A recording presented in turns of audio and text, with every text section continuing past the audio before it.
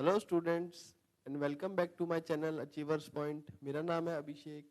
Last class में मैंने आपको बताया था लेवल ऑफ मैनेजमेंट और आज हम बात करने वाले हैं फंक्शंस ऑफ मैनेजमेंट की। मैनेजमेंट के 5 फंक्शन होते हैं: प्लानिंग, ऑर्गेनाइजिंग, स्टाफिंग, डायरेक्टिंग और कंट्रोलिंग।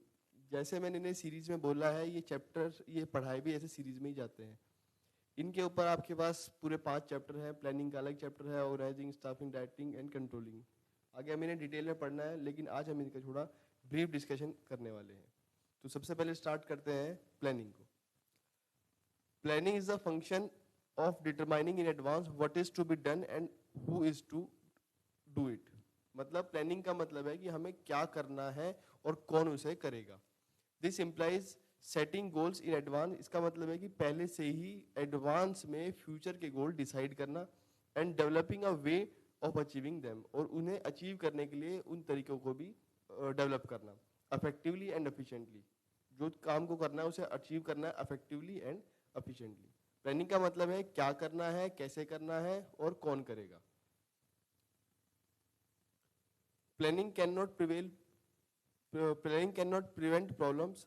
प्लानिंग करने से आपकी प्रॉब्लम बच नहीं सकती, but it can predict them. लेकिन उनके बारे में आपको बताया जा सकता है and prepare contingency plan to deal with what if and when they अकर।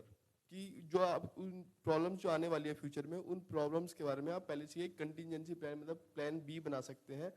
जब वो आएंगी फ्यूचर में, उनसे आपको कैसे डील करना है, और जब वो होंगी तो आप उनसे कैसे बेटर डील कर सकते हो। प्लानिंग आपको सिर्फ ये बताता है। बाकी डिटेल डिस्कशन तो जब चैप्टर प्लानिंग पढ़ेंगे तो होगा। अभी के लिए इतना ही। Next, organising. Organising is the management function of assigning duties. Organising management का फंक्शन है जो आपको ड्यूटी असाइन करता है, ग्रुप करता है टास्क को, जो सिमिलर टाइप की एक्टिविटी उन्हें एक तरह ग्रुप कर देता है। Establishing authority and allocating resources, और काम को करने की जो रिसोर्सेज रिक्वायरमेंट होती है उन रिसोर्स को एलोकेट करता है। Required to carry out a specific plan, जो काम को करने के लिए जरूरत पड़ती है रिसोर्सेज की।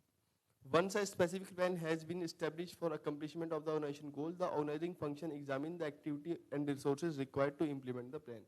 जब एक बार आप प्लान बना लेते हो प्लानिंग के अंदर कि आपको क्या करना है, आपको क्या अचीव करना है, ऑर्गेनाइजिंग फंक्शन एग्जामिन करता है उन एक्टिविटी को, उन रिसोर्स को जो उस काम को करने के लिए जरूरी होती है। It determine what activity and resource are required. ये आपको बताता है कौन कौन सी एक्टिविटी करनी है और कौन कौन से रिसोर्स उस काम को करने के लिए रिक्वायर्ड है। It decide who will do a particular task. ये भी बताता है कौन एक पर्टिकुलर टास्क को करेगा, where it will be done, वो कहाँ पे होगा, and where it will be and when it will be, और वो कब होगा। ऑर्गेनाइजिंग आपको ये सब बताता है। Next, staffing. स्टाफिंग का बिल्कुल सिंपल बताता हूँ। स्टाफिंग का मतलब होता है सही आदमी को सही जॉब पे रखना। स्टाफिंग का और कोई मतलब नहीं। Staffing simply stated is finding the right people for the right job. मतलब सही आदमी को सही जॉब के लिए ढूंढना है, और कुछ नहीं है स्टाफिंग का मतलब। It a very important aspect of management is to make sure that the right people with the right qualification are available at the right time. Management का इंपॉर्टेंट फंक्शन ये इसलिए है क्योंकि इसमें आपको सही आदमी को सही क्वालिफिकेशन हिसाब से सही पोजीशन पे रखना है and the time to accomplishment the goal of the organisation. अगर जैसे स्कूल में, अब मैं आपको बताऊं कि आप कहो हिंदी वाले टीचर को आप कहो सर मैथ्स पढ़ा दो, या मैथ्स वाले टीचर को आप कहो सर आप फिजिक्स पढ़ा दो, तो आप समझ सकते हो कि कैसी पढ़ाई होगी। तो इसीलिए जिस टीचर के पास फिजिक्स की नॉलेज है उसे फिजिक्स पढ़ाने के लिए दिया जाता है, जिसके पास इंग्लिश की नॉलेज है उसे इंग्लिश पढ़ाई दिया जाता है। तो जैसे जैसे हर एक आदमी के पास क्वालिफिकेशन है, उसे क्वालिफिकेशन के हिसाब से उसे जॉब एलोकेट की जाती है। स्टाफिंग का सिंपली मतलब यही है।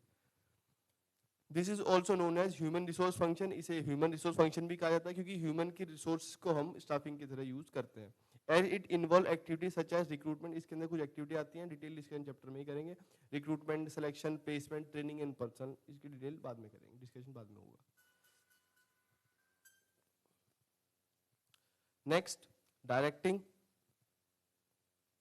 डायरेक्टिंग का मतलब आता है directing involves leading, influencing and motivating employ to perform the task assign to them.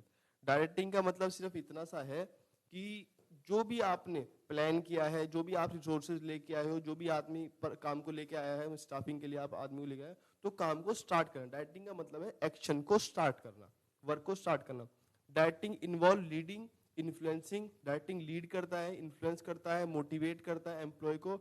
जो भी हमने टास्क बनाए हैं उन काम को करने के लिए, उन टास्क को अचीव करने के लिए। This required establishing an atmosphere that encourage employ to do their best. Directing के अंदर हम क्या करते हैं, ऐसा एटमॉस्फेयर क्रिएट करते हैं जहां एम्प्लॉय को एनकरेज किया जाता है जिससे वो अपना बेस्ट दे सके। Motivating and leadership are two key component of directing. Motivating और लीडरशिप दो की कंपोनेंट है डायरेक्टिंग के। Dieting also involve committing effectively as well as supervision employee at work। Dieting का एक और एलिमेंट आता है, वो है कम्युनिकेटिंग करना effectively as well as supervision, और उसके अंदर सुपरवाइजन भी आता है। मतलब डाइटिंग के 4 एलिमेंट हैं, मोटिवेशन, लीडरशिप, सुपरविजन और आपका कम्युनिकेशन। डिटेल डिस्कशन बाद में करेंगे। Motivating workers means simply creating an atmosphere that make them want to work। Motivating का सिंपली मतलब ये है कि ऐसा एनवायरनमेंट क्रिएट करना जहाँ पे एम्प्लॉय खुद से ही काम को करना चाहे। Leadership is influencing other. Leadership influence करते हैं दूसरे लोगों को, other to do what the leader want to do them. Leadership का मतलब है कि जो उनके फॉलोअर्स हैं लीडर के, उन्हें इन्फ्लुएंस करना, जो एक लीडर चाहता है वो उस काम को करें। लास्ट बचा हुआ है controlling. Controlling is the management function of monitoring organisation performance toward the attainment of the organisation goal. Controlling का मतलब ये है जो भी आपने गोल सेट किए हैं, ये चेक करना कि वो गोल अचीव हो भी रहे हैं या नहीं हो पा रहे, मतलब उन काम को चेक करना, मॉनिटर करना कि जो आपने गोल सेट किया है उस गोल को अचीव करने के लिए जो आप डायरेक्टिंग कर रहे हो या और आप ऑर्गेनाइजिंग कर रहे हो, स्टाफिंग कर रहे हो, डायरेक्टिंग कर रहे हो, वो आपके गोल अचीव हो भी पाएंगे या नहीं हो पाएंगे, उन्हें चीज़ों को मॉनिटर करना।